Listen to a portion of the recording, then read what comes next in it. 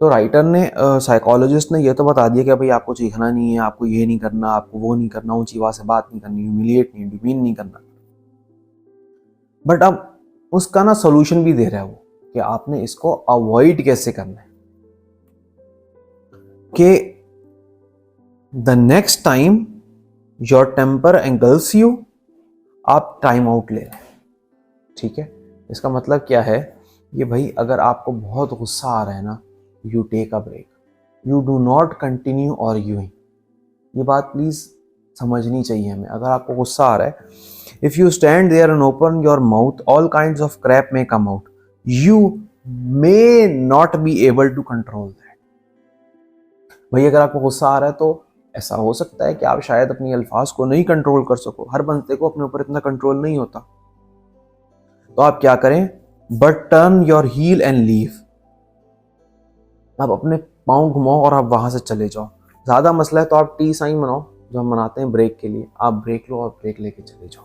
भाई हमें ये समझ, अगर देखें यहाँ पे मैं एक बात फिर कहूँगा, हमें ये समझना चाहिए कि हमें लड़ना आसान लगता है बनिस्बत इसके अपनी बात कि हम पॉजिटिवली और तरीके से कम्युनिकेट करें। ये सही नहीं है। पॉजिटिवली कम्युनिकेट करें और अपने गुस्से को कंट्रोल करें। गुस्सा कंट्रोल नहीं हो रहा तो टेक अ ब्रेक। इस तरह अगर कभी मुझे ज़्यादा गुस्सा आ रहा हो तो मैं ब्रेक लेता हूँ और मैं सीज़न वीज़न देख लेता हूँ। भाई थोड़ा दिमाग ठंडा होता है, वाइफ का दिमाग भी थोड़ा ठंडा हो जाता है, फिर इंसान सुकून से बैठ के, और बहुत दफ़ा ऐसे हो रहा होता है कि वही जो कम्युनिकेशन प्रॉब्लम होती है वो आ रही होती है कि मैं उसकी बात नहीं समझ पा रहा, वो मेरी बात नहीं समझ पा रही। थोड़ा हम रिलैक्स होते हैं, दोनों की हार्ट बीट्स डाउन होती हैं, फिर हम एक दूसरे की बात समझ पाते हैं। अच्छा, अब एक बात आती है, बहुत दफ़ा पार्टनर्स को ऐसा भी गुस्सा आता है कि यार आपको गुस्सा आता है, आप चले जाते हैं।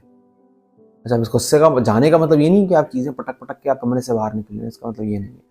मतलब ये है कि आप अपने पार्टनर को बताओगे भाई हाँ अभी थोड़ा मुझे अपना गुस्सा ठंडा करने दो, फिर मैं बात करता हूँ या करती हूँ, इसमें कोई गलत नहीं है।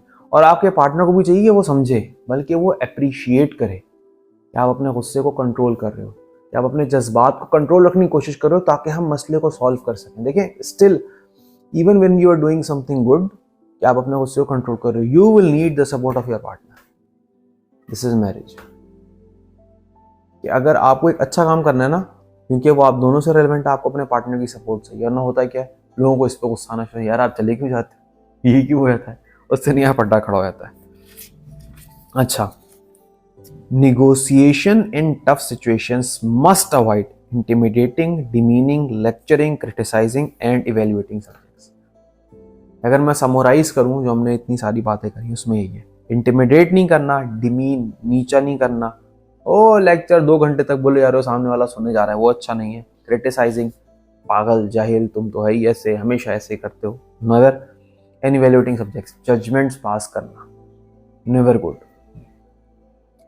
अच्छा, फाइनली बात एक जो बहुत ज़रूरी है, हम अक्सर भूल जाते हैं, वो ये है कि भाई आप पुराने गड़े मुर्दे ना उखाड़ो। 10 साल पुरानी लड़ाइयाँ अब लाने की ज़रूरत नहीं है। जिस बात पे आप डिस्कशन कर रहे हो, जिस बात पे लड़ रहे हो, सिर्फ उसी बात पे लड़ो बस, और लड़ने की ज़रूरत नहीं है यार। पिछली दफ़ा भी ऐसे ही हुआ था, मतलब लास्ट टाइम भी इस बात पर लड़ाई हुई थी, वो हुआ था, वो हुआ था। यार चीज़ें क्यों कॉम्प्लिकेट कर रहे हो आप? Your life is already very difficult, make your life easy.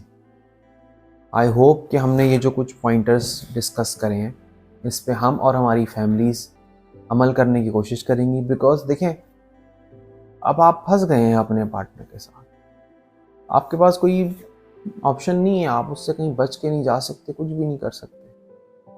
तो if you are stuck in a situation, why not try to make it pleasant. ठीक है, so good luck to all of you and have a good day. Thank you.